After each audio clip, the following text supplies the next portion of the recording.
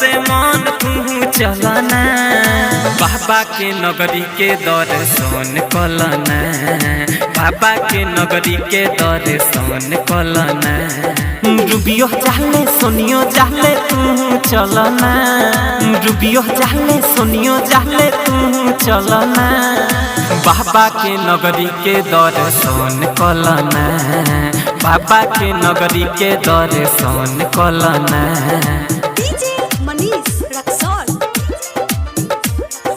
सवरिया recording studio Barhima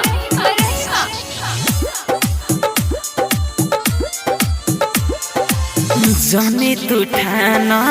बतिया के माना बाबा के नाम लेके जलवा उठा लो जाने तू ठाना बतिया के माना बाबा के नाम लेके जलवा उठा लो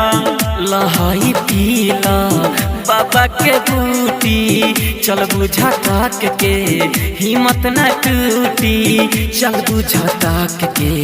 हिम्मत न टूटी धरिया जल मिली फल कांवर ले लहो धरिया जल मिली फल कांवर ले लहो बाबा के नगरी के दर्शन कलहो बाबा के नगरी के दर्शन कलहो।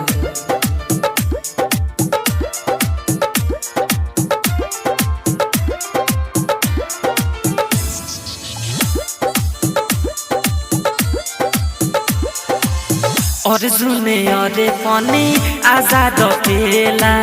भर भर के देखना चिलम घिचेला राइटर अखिलेश दिलीप राहुल देखना बाबा के भजन लिखेला बड़ा दयालु हमें न भोला सब कुछ न के दर पे मिलेला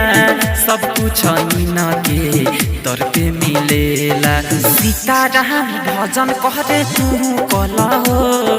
सीताराम भजन कहरे तू कलहो बाबा के नगरी के दर्शन कलहो बाबा के नगरी के दर्शन कलहो।